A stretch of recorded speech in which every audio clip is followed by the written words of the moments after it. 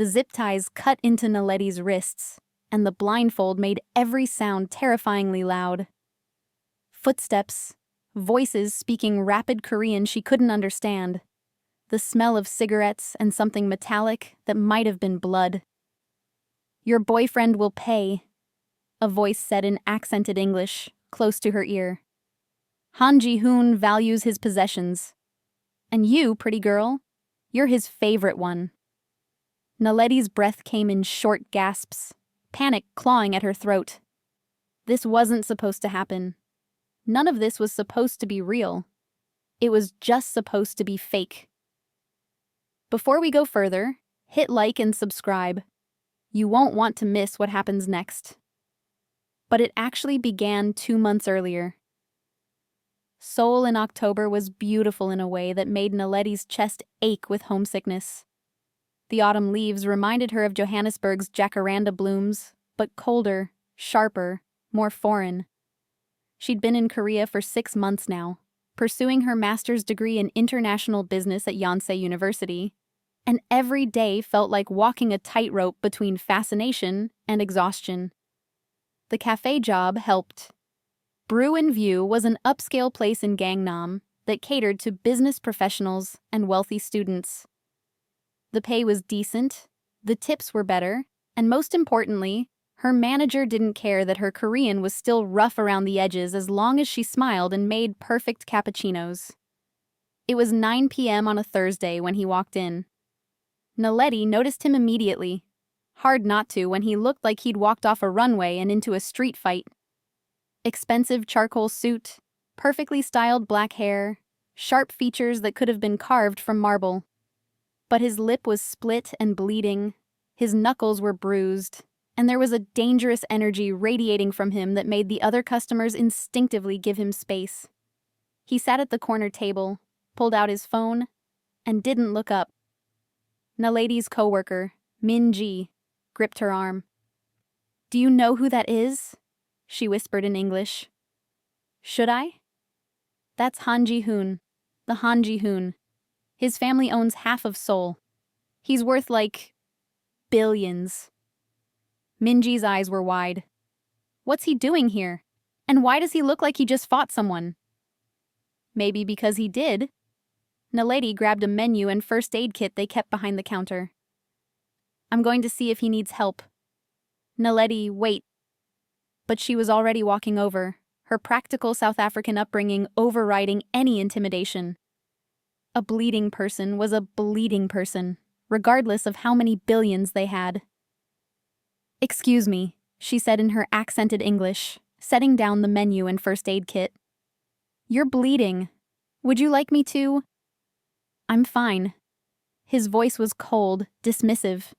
He didn't even look up from his phone. "Your lip says otherwise, and those knuckles need cleaning before they get infected." Naledi sat down without being invited, opening the first aid kit. "I'm not asking. I'm a paying customer who happens to work here, and blood on the furniture is bad for business." That made him look up. His eyes were dark, sharp, assessing. For a moment, she thought he'd tell her to leave. Then, unexpectedly, his lips curved slightly, a ghost of a smile. "You're not Korean." "South African, Johannesburg born and raised." She pulled out antiseptic wipes. "Now hold still." To her surprise, he did. Naledi cleaned his split lip with gentle efficiency, then moved to his knuckles. Up close, she could see he was younger than she'd first thought, maybe 29, 30, and underneath the cold exterior, there was exhaustion in his eyes that she recognized from her own mirror. "What happened?" she asked quietly. "Family disagreement." "Must have been some disagreement." "My father thinks violence builds character." Ji-Hoon's jaw tightened. "I think it's just violence." Naledi finished bandaging his knuckles. "Well, your father's wrong. Violence just makes things hurt." Something in his expression shifted. Surprise, maybe, or recognition. "You speak from experience." It wasn't a question, but she answered anyway. I grew up in Hillbrow before my family moved to the suburbs. I know what violence looks like. This, she gestured to his injuries, looks like someone who fought back. I did. He studied her with new interest. What's your name? Naledi Okafor. Naledi. He tested the pronunciation, getting it right on the first try. It means star in Setswana, doesn't it? Her eyebrows rose. You know Setswana? I know many things. He pulled out a business card, wrote something on the back, and slid it across the table. Thank you for the medical attention, Naledi Okafor from Johannesburg. If you ever need anything, call that number. Then he stood, left 300,000 won on the table for a coffee he never ordered, and walked out. Minji rushed over the moment he was gone. Oh my God, what did he say? What did you talk about? Why did he give you his number? Naledi looked at the card. On the front, Han Ji-Hoon, CEO, Han Industries. On the back, a personal number written in neat handwriting. I have no idea, she admitted. She didn't call. Why would she? He was a billionaire CEO, and she was a graduate student drowning in tuition debt and visa stress. Their worlds didn't intersect. But 2 weeks later, he came back to the café. This time, no blood. Just the same expensive suit, the same sharp features, and the same intensity that made her pulse quicken despite her best efforts. Naledi, he said, sitting at the same corner table. I need to hire you. She blinked, coffee pot frozen mid-pour for another customer. I'm sorry, what? I need to hire you, as my girlfriend. Fake girlfriend, he clarified. For approximately 3 months, full compensation, contract terms negotiable. Are you interested? Naledi stared at him. Are you serious right now? Completely. He pulled out a folder from his briefcase. My family is pressuring me to marry. They've arranged meetings with suitable candidates, women from wealthy families who see me as a business merger, not a person. I need them to stop. The easiest way is to already have a girlfriend they can't argue with. Why me? Because you're real. You didn't know who I was. You didn't care about my money or my name. You just saw someone bleeding and helped. His eyes held hers. And because you're foreign. My family values traditional Korean matches. If I bring home a South African girlfriend, they'll be too busy being scandalized to arrange any more meetings. So I'm a scandal? Naledi's voice was dry. You're a solution. He pushed the folder toward her. Read the terms. Think about it. But decide quickly. I have another arranged dinner on Saturday that I'd very much like to avoid. That night, in her tiny shared apartment, Naledi read the contract. The terms were insane. 3 months of dating, public appearances, family dinners, carefully staged social media posts. In exchange, full tuition payment for her remaining semesters, monthly stipend of 5 million won, and a completion bonus of 50 million won. It was enough money to finish her degree debt-free and send money home to her parents in Johannesburg. Enough to stop working night shifts at the café and focus on her studies. Enough to change her entire trajectory. All she had to do was pretend to be in love with a man who needed a fake girlfriend to escape his real problems. This is insane, her roommate Thandi said, reading over her shoulder. This is like something from a K-drama. I know. Are you going to do it? Naledi thought about her mother's last phone call, the worry in her voice about money. Thought about her own exhaustion, working 2 jobs while carrying a full course load. Thought about the opportunity sitting in front of her. Yeah, she said finally. I think I am. The contract signing happened at his penthouse, a sprawling space in Hanam-dong with views that made Naledi's breath catch. Floor-to-ceiling windows, minimalist furniture, art that probably cost more than her entire education. Ji-Hoon had his lawyer present, a stern woman who explained every clause in detail. No actual relationship. No physical intimacy beyond what was required for appearances. Hand-holding, brief kisses for photographs, that sort of thing. Complete discretion. And most importantly, when the 3 months ended, they'd stage a quiet, amicable breakup. "Any questions?" the lawyer asked. "Just one," Naledi said. "Why are you really doing this? The truth this time." The lawyer looked at Ji-Hoon, who waved her away.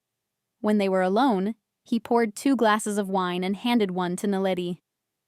"My father built Han Industries from nothing, made himself into one of the most powerful men in Korea through ruthlessness and strategic marriages.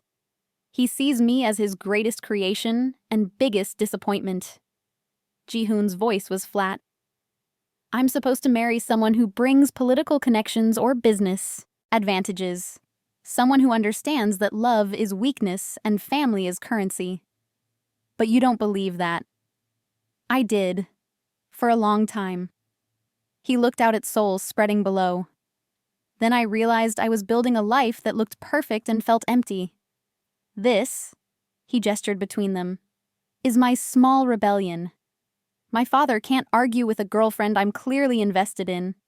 And if she happens to be someone he'd never approve of, someone real instead of calculated, that's just a bonus. So I'm your rebellion? You're my escape route." His eyes met hers, and for a moment, she saw past the cold CEO to something more human underneath. 3 months where I don't have to pretend to be what everyone expects. Where I can just exist. Is that worth 50 million won to you? Naledi thought about it, then raised her glass. "Let's find out." They clinked glasses, and the deal was sealed. The first date was dinner at a Michelin-starred restaurant where photographers just happened to be positioned outside. Ji-Hoon picked her up in his Bentley, and Naledi wore a dress he'd had delivered. Emerald green silk that probably cost more than her monthly rent. "Rules," he said as they drove. "In public, call me Ji-Hoon, not Mr. Han. Smile when appropriate. Light physical contact, hand-holding, my arm around your waist. And if anyone asks how we met, we say the café but make it sound more romantic than I was bleeding and you cleaned me up. So lie. So embellish." His lips curved. "Can you do this, Naledi? Pretend you're in love with me convincingly enough that even my family believes it?" She thought about all the times she'd smiled through homesickness, pretended exhaustion was energy, acted like she wasn't drowning. "I can pretend anything if the price is right.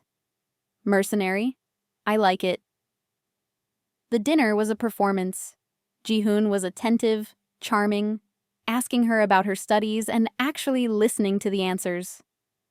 Naledi found herself forgetting to act, caught up in the conversation about international trade policy and the ethics of corporate expansion in developing markets. He was smart, really smart, and when he talked about his work, passion crept into his voice despite his best efforts to stay detached. "You actually care," she said over dessert. "About the business, about doing it right. Don't sound so surprised. I just figured someone with your background would be more entitled, disconnected. I was, for years." He reached across the table, taking her hand in a gesture that looked romantic but felt practiced. "Then I traveled, saw how our factories operated, how our decisions affected real people. It changed me, made me want to build something better than what my father built." "And your father?" "Thinks compassion is weakness, that I'm soft." His jaw tightened. "This dinner is being photographed as we speak. Tomorrow, pictures of us will be everywhere. My father will see them and know I'm serious about someone he can't control. Small victories."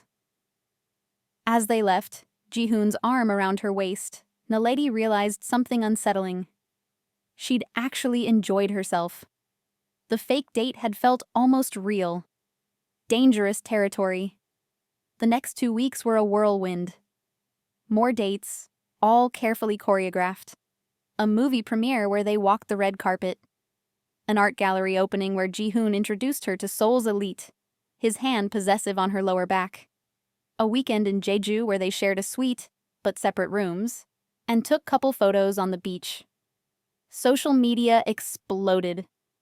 Han Ji-Hoon's mysterious foreign girlfriend became trending news. Think pieces were written about interracial relationships in Korea's upper class. Naledi's Instagram, previously boring grad student content, suddenly had thousands of followers dissecting every post. "How are you handling the attention?" Ji-Hoon asked one evening. They were in his penthouse, reviewing the week's schedule. It had become routine, her coming over after classes, them planning the next staged appearance. "It's weird," Naledi admitted. "People I don't know have opinions about my hair, my clothes, my skin tone. Yesterday, someone wrote a whole article about whether I'm suitable for you. As if I'm actually your real girlfriend and not just playing a role. For what it's worth, I think you're more than suitable." His expression was unreadable. "You're smart, educated, you handle the media attention with grace, and you haven't sold our story to the press for extra money. You're exceeding every expectation." "Thanks, I think." It was a compliment. "I'm bad at those."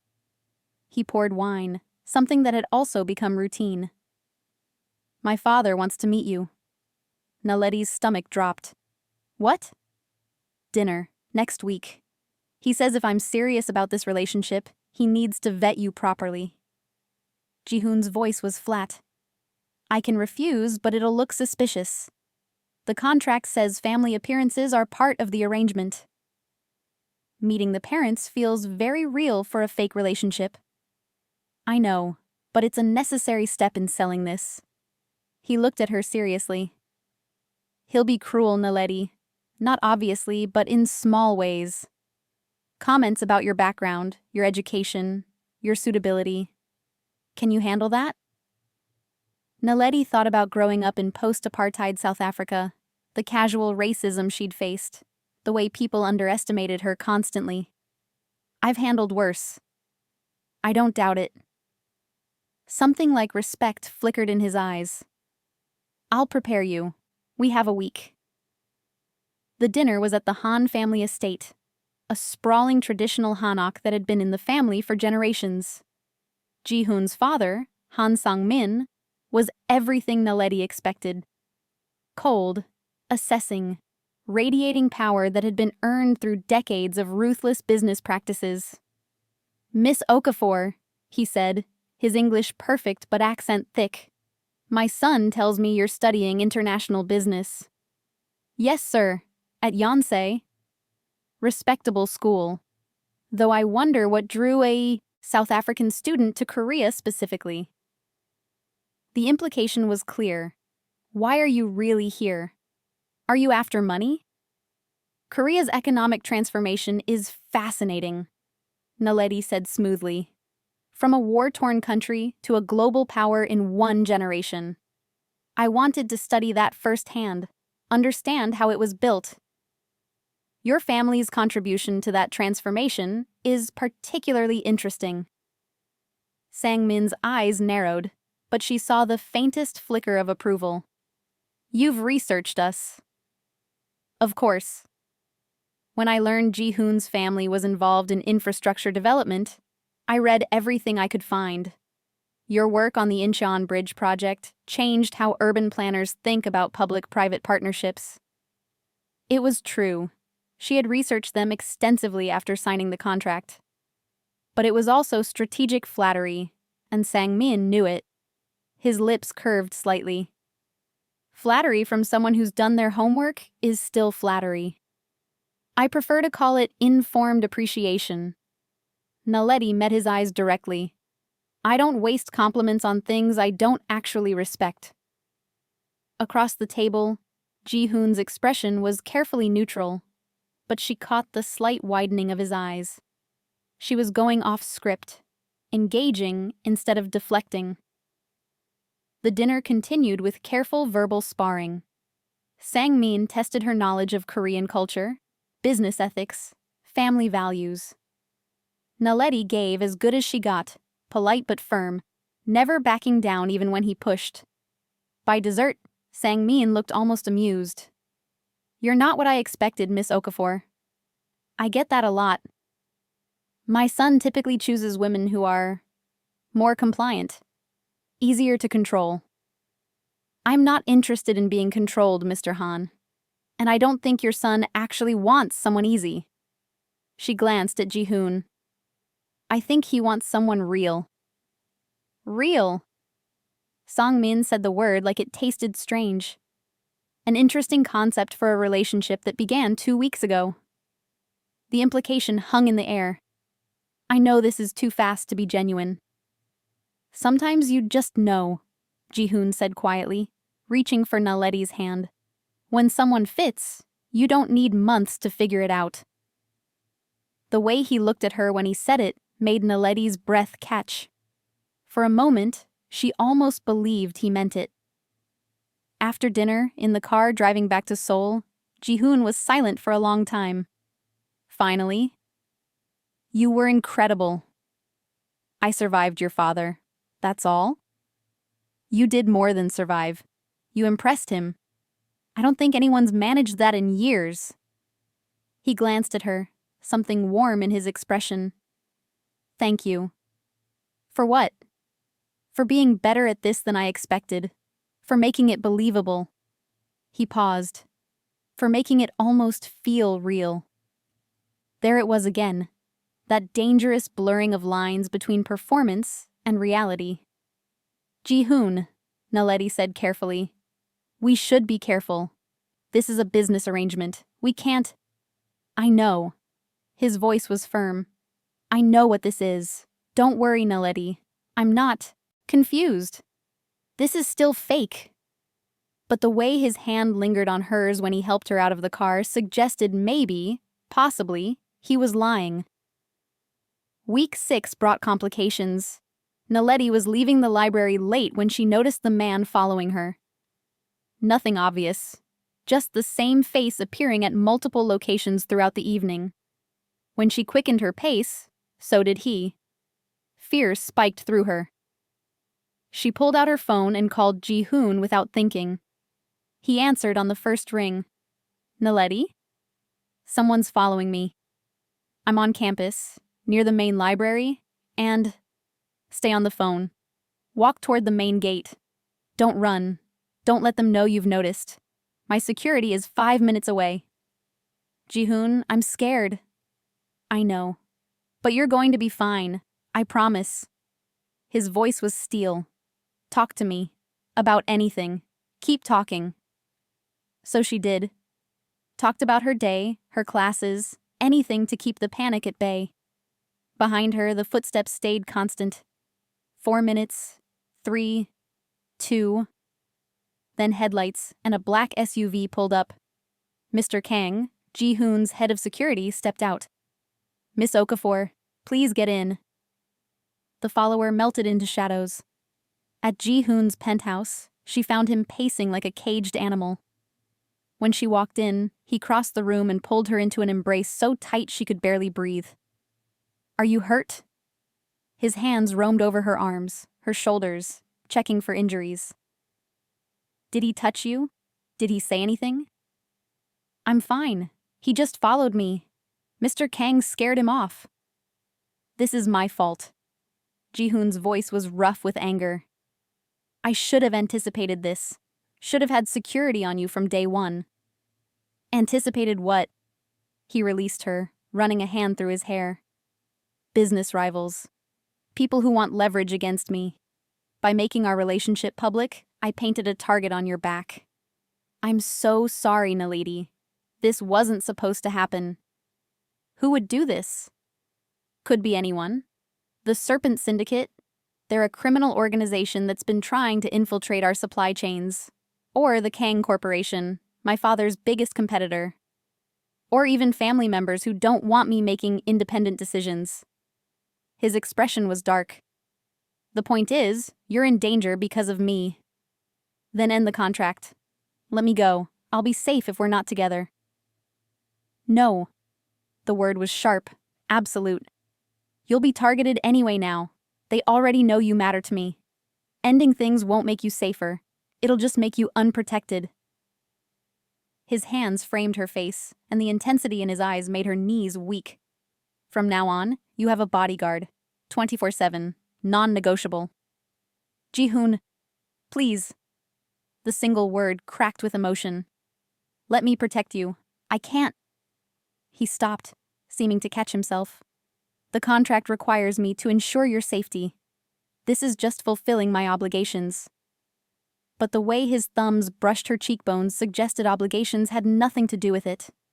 The new normal included Mr. Kang, or one of his team, shadowing Naledi everywhere. To classes, to the café, even to her apartment. It should have felt suffocating. Instead, it felt like being wrapped in invisible armor. And Ji-Hoon changed too. More protective, more attentive. The line between fake and real blurred further with every passing day.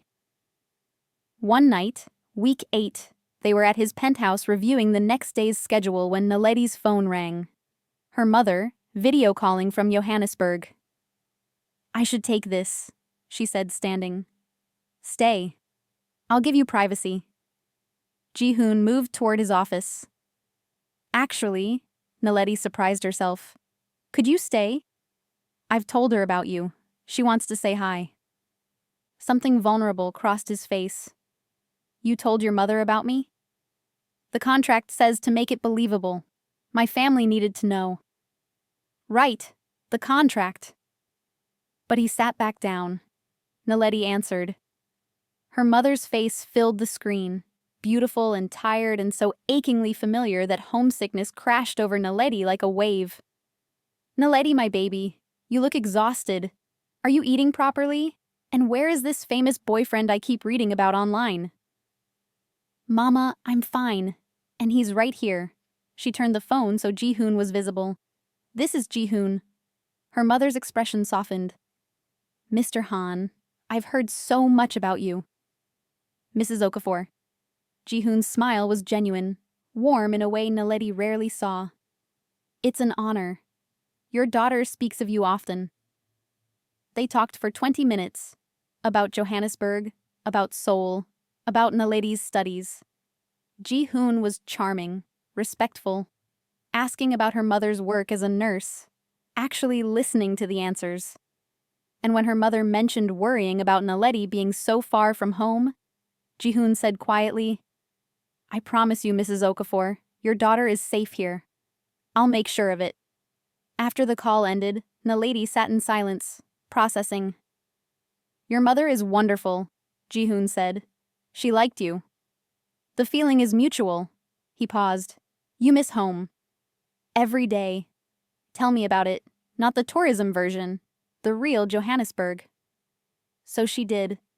Told him about township taverns and Sunday braais, about the smell of vetkoek frying and the sound of maskandi music, about navigating post-apartheid complexities, about beauty and violence coexisting in the same streets, about family that meant everything and community that held you up when you fell. Ji-Hoon listened with an intensity that made her feel truly seen.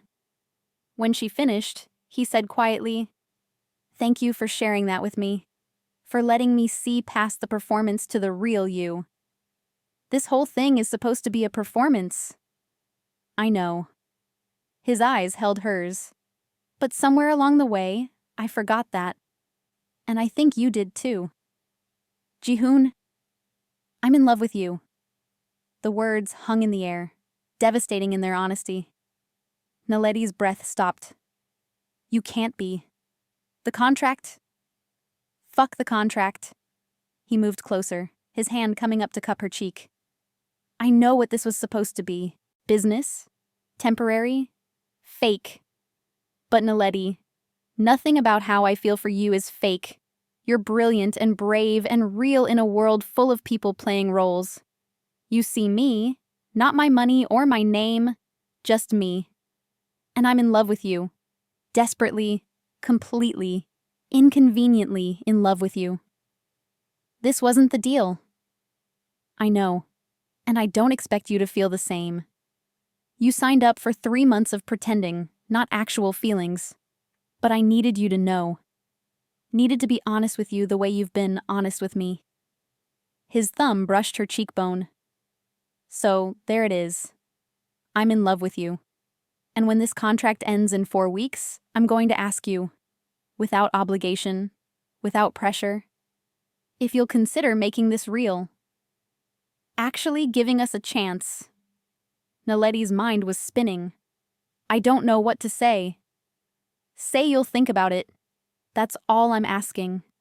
He pressed a gentle kiss to her forehead. Now go home. Get some rest. Mr. Kang will drive you. That night, alone in her apartment, Naledi confronted the truth she'd been avoiding. She was falling for him too. Had been since week 3, maybe earlier. The man who'd started as a convenient meal ticket had become someone she looked forward to seeing, someone whose texts made her smile, someone who made her feel protected and valued and seen. But admitting that meant complications. Meant risking her heart on a man who lived in a completely different world. Meant blurring lines that were supposed to stay clear. Before she could figure out what to do, everything went wrong. The kidnapping happened on a Tuesday afternoon. Naledi was leaving her advanced economics seminar when the van pulled up. Men in masks, moving with practiced efficiency. Mr. Kang fought. She heard gunshots, saw him go down, but there were too many of them. A cloth pressed over her mouth and nose, chemical smell, and the world went dark. She woke to zip ties and blindfolds, to voices speaking Korean she couldn't understand, to terror so sharp it was physical. Your boyfriend will pay, the accented English voice said. Han Ji-Hoon values his possessions. And you, pretty girl, you're his favorite one. I'm not his possession. I'm not even really his girlfriend. This is all fake. Just let me go. Fake? The man laughed. We've been watching you for weeks, girl. The way he looks at you? The way he nearly killed one of my men for following you? That's not fake. That's real. And that makes you valuable. Hours blurred together. They moved her twice, always blindfolded, always bound. Someone gave her water, but no food. She heard phone calls, negotiations, demands. And she heard Ji-Hoon's voice on a speaker. If you hurt her, if you so much as bruise her, I will end you. Do you understand? I will burn your organization to the ground and salt the earth where it stood. Big words for a CEO, her captor responded. But you're not your father, Han Ji-Hoon. You don't have the stomach for real violence. Try me. The call ended. Hours passed.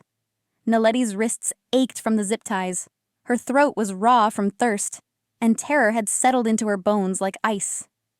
Then, sudden chaos. Gunfire. Shouting. The sound of fighting. Brutal. Close. Lethal. Someone cut her zip ties. Gentle hands removed her blindfold. Ji-Hoon's face, covered in someone else's blood, was the most beautiful thing she'd ever seen. I've got you, he said, his voice shaking with relief. You're safe. I've got you. Naledi collapsed into his arms, sobbing, and he held her so tight she could barely breathe. Around them, his security team was securing the warehouse. Bodies lay on the ground. She didn't look too closely. Mr. Kang? She managed. In surgery. He'll survive. He's tough. Ji-Hoon pulled back enough to look at her, his hands roaming over her face, her arms checking for injuries. Are you hurt? Did they... I'm okay. Scared, but okay. I'm so sorry. God, Naledi, I'm so sorry. This is my fault. All of it. I should have... She kissed him. It wasn't gentle or romantic. It was desperate, terrified, alive. His hands tangled in her hair, pulling her closer, and he kissed her back like she was oxygen and he'd been drowning. When they finally broke apart, both shaking, Ji-Hoon rested his forehead against hers. I thought I'd lost you, he whispered. When they took you, I lost my mind. Nothing mattered except getting you back. Not the company, not my reputation, not my safety. Just you. Only you. Ji-Hoon, I love you. I know I already said it, but I need you to hear it again. I'm in love with you, Naledi Okafor. And this time, it's not a confession with an exit strategy. This time, I'm asking you to take a chance on me. On us. For real this time. Naledi looked at him. This dangerous, complicated man who'd just waged war to save her. Who'd held her while she cried. Who'd introduced himself to her mother with genuine respect. Who'd somehow slipped past every defense she had. I love you too, she said, and watched his eyes widen with shock. I've been in love with you for weeks. Maybe since the beginning. I don't know when it stopped being fake and started being real, but it did. And I'm terrified because our worlds are so different, because your life is dangerous, because I have no idea how this works. We'll figure it out. He kissed her softly. Together. One day at a time. No contract. No performance. Just us. Being honest about what we want. And what do you want? Everything. I want to date you properly. Take you to places you actually want to go, not staged photo opportunities. I want to meet your family in Johannesburg. I want you to finish your degree while living somewhere safe. I want mornings and midnights and every moment in between. His hands framed her face. I want to build something real with you, if you'll let me. It's going to be complicated. I specialize in complicated. Your family will hate me. My father already respects you more than he respects half his board. We'll handle the rest. I'm still in grad school. I have 2 years left. So we have 2 years in Seoul before deciding what comes next. I can be patient. Naledi laughed, tears streaming down her face. You're insane. About you? Absolutely. He kissed her again, tender this time. Say yes, Naledi. Please, give me a chance to love you properly. Yes, she whispered. Yes to all of it, to the complications and the danger and the family drama. Yes to figuring this out together. His smile was blinding. Thank you. The aftermath was messy. Police statements. Hospital visits to see Mr. Kang, who woke up grumbling about losing consciousness on the job. The complete dismantling of the Serpent Syndicate by Ji-Hoon's legal team and, Naledi suspected, less legal means. The fake relationship contract was ceremonially burned in Ji-Hoon's fireplace while they shared wine and laughter. I never paid you the completion bonus, Ji-Hoon realized. Keep it. I got something better. What's that? You. Turns out the fake boyfriend makes a pretty good real boyfriend. He pulled her close. I'm going to spend the rest of my life proving you made the right choice. Good. Because I'm going to hold you to that. Epilogue. 1 year later. The graduation ceremony was held at Yonsei's main auditorium. Naledi walked across the stage in her cap and gown, master's degree in hand, and found Ji-Hoon in the audience, front row, grinning like an idiot, flanked by her mother and sister who'd flown in from Johannesburg. After the ceremony, during the family celebration at his penthouse, Ji-Hoon pulled her onto the balcony overlooking Seoul. I have something for you, he said, pulling out a small box. Ji-Hoon, if that's a ring. It's not yet. We've only been together a year. I'm not that presumptuous. He opened the box to reveal a key. It's a key to our new place. Our new place? I bought an apartment in Johannesburg, near your family, for when you want to go home, or when we need to escape Seoul's chaos. Because home isn't just one place anymore. It's wherever we are together. His eyes held hers. What do you say? Ready for the next adventure? Naledi took the key, her heart so full she thought it might burst. With you? Always. He kissed her as Seoul sparkled below them, as her family laughed inside. as their future stretched ahead full of complications and possibilities, and love that had started fake and become the most real thing in both their lives. "Thank you," Ji-Hoon whispered. "For what? For slapping me at that wedding? Wait, that was a different story." He grinned. "For patching me up when I was bleeding. For agreeing to a crazy contract. For making me believe in something beyond business and obligations. For choosing me when you had every reason not to." "Always," Naledi said again. "I'll always choose you."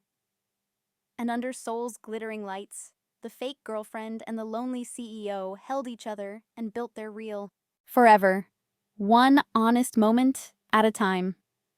The end. What would you do if someone offered you that contract? Tell me in the comments. Subscribe before you go. The next episode drops soon and you need to hear it.